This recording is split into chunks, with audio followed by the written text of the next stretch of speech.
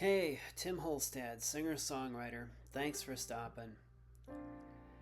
So, um, when we left you last, I was talking about all the events of that amazing July 4th weekend. There were some good parts, there was some bad parts, there were some ugly parts, but I got through it. And uh, I was just trying to take a break from the other things I've been talking about, namely trying to close on this house and trying to get that settled and have it certain that that's going on, and then we just move. But there's this kind of no man's land period, this kind of twisting in the wind period when you're buying a house. It's like you'll put the offer in when you see it, and maybe there have been all these other times that you went to see other houses and it didn't work, it's a disaster, and it's a money pit, gotta let that go. Or you got outbid by somebody else, depending on the state you're in. This one, people can do that. So you lose it that way and you've just gotta start all over again. But once you find a place and you put an offer in, that twisting starts because you have to wait. Oh, okay, it went through, great.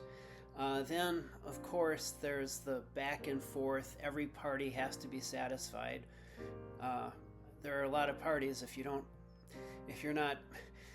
have enough cash that you can avoid this whole loan thing, you've got to deal with a lender. You've got to deal with title company. There's going to be a realtor you're probably going to deal with, which makes sense. Then there's house inspection. Just a lot of different moving parts. And so everybody's kind of got to say, this is okay, we're good with this agreement. Or they say, no, I need this changed, or I need this fixed before sale. And so you get this thing called an amendment, and it's just kind of crazy that way. So we've been doing this for about a month and a half now. But I did get a message yesterday from the lender saying, it's official. Your closing is set. You have to go to the realtor's office and sign the papers this upcoming Friday at 3 p.m. Now, I have not gotten the word from the closing coordinator at the realtor's office that they've got the clear to close, but she was saying when I spoke to her Friday, if they didn't get it that day, they should have it Monday.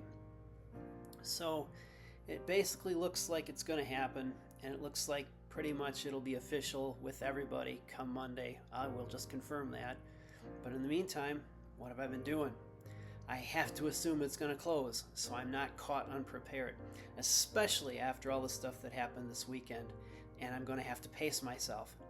And I had all these extra expenses that have happened as this has been going on, so I can't just hire a moving company and kick back and just pay them and let them do it all. No, I'm going to have to do most of it myself. But I'm kind of digressing a little bit. It's official. What I've had to do to be ready is start packing stuff. And you can sort of see if I pan this camera a little bit. If I put it down this way, you can see behind me there, over my right shoulder, a pile of boxes on that chair. If I get out of the way here, you can see I've just got 2 guitars left out here. If I pan over here, there used to be a couple of keyboards set up over here next to the door, but now there's just a pile of stuff put away. Stands, keyboards, bass guitars. Anyway, let's get this back on its stand. I haven't completely put away everything because I've got to function the rest of this month, but I'm trying to pack up as much stuff as I possibly can. So come Friday, and all goes as expected, I can start grabbing boxes, taking them down the stairs, loading up the vehicle, and getting more. And I'm not at my best right now physically. I'm going to have to pace myself. I get that. It's just another irritant, but life is full of those. What's your purpose? What's your goal? What's going to get you to where you need to go? And then you just That's got to stay front and center. You shake the rest of the stuff off and you keep going.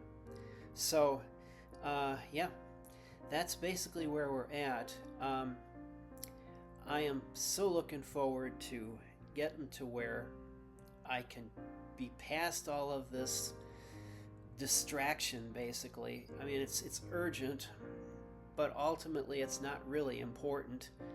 Not as important as my goal, the music, the songs, the stuff I want to give to you.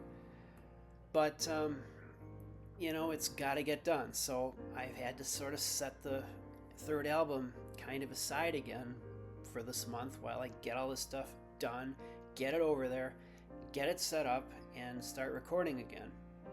Now I may have to take it down again for a time because they can't get the electrical finished, and so it's going to be a situation where I may have to take some of it down so they can get the rest of the electrical finished that they have to coordinate with the utility to do. But well, it's getting there. Often this progression in life is a lot slower than we'd like. Obviously, I don't have to tell you that. There's a lot more stuff that doesn't go the way we planned, extra things that go wrong, and we've just got to take it in stride, roll with the punches, and keep going. So that's what's going on. I'll close with a Confucius quote. And he said, however many centuries ago it was, and I quote, "It does not matter how slow you go, just so long as you do not stop." I've done my best to keep going. And I would say the same for you. I mean, there are times you gotta rest in this life. Every night we gotta stop and sleep. We gotta feed ourselves. It's just part of the situation. But, take that time and get back to what you gotta do. Because once you do find your purpose, it's not optional. I've got the medical history to prove that now, and it often reminds me that I do. And, well, this past weekend was some of that, but we're going to keep going anyway.